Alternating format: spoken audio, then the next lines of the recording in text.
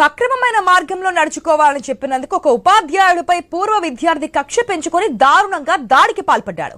పశ్చిమ గోదావరి జిల్లా పాలకొల్లు మండలం లంకల కోడేరు జిల్లా పరిషత్ ఉన్నత పాఠశాలలో పీటీ టీచర్ గా పనిచేస్తున్న సురేష్ పై ఆర్యదీప్ అనే విద్యార్థి ఇనుప రాడుతో దాడి చేశాడు.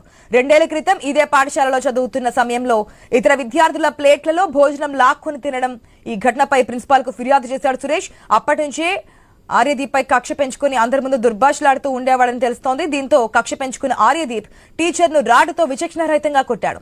తల, చెయ్యి, మెడపై తీవ్రంగా దాడి చేయడంతో సురేష్ మాస్టర్ కు గాయాలు కాగా సహచర ఉపాధ్యాయులు వెంటనే ప్రభుత్వ ఆసుపత్రికి తరలించారు.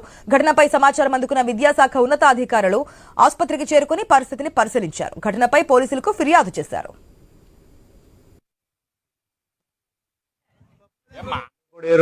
ఉన్నత పాఠశాలలో వ్యాయామోపాధ్యాయుడిగా గత 7 సంవత్సరాలుగా పనిచేస్తున్నాను. నిన్న 5 గంటలకి హెచ్ఎం గారి యొక్క ఆదేశాల మేరకు ప్రభుత్వం వారు పెట్టిన బడి పిలుస్తుంది కార్యక్రమంలో భాగంగా గత 7 రోజులుగా అన్ని గ్రామాలు తిరిగి నిన్న కోడిదుంప గ్రామానికి రావడం జరిగింది.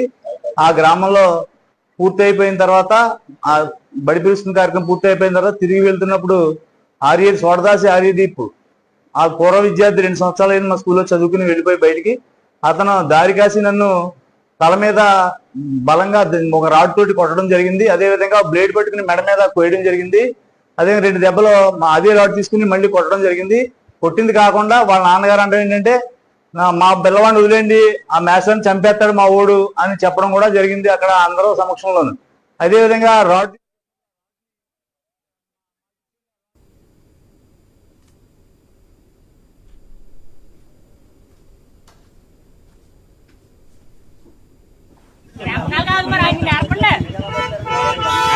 బట్టలు తీసేది నేను నేర్పుతారు.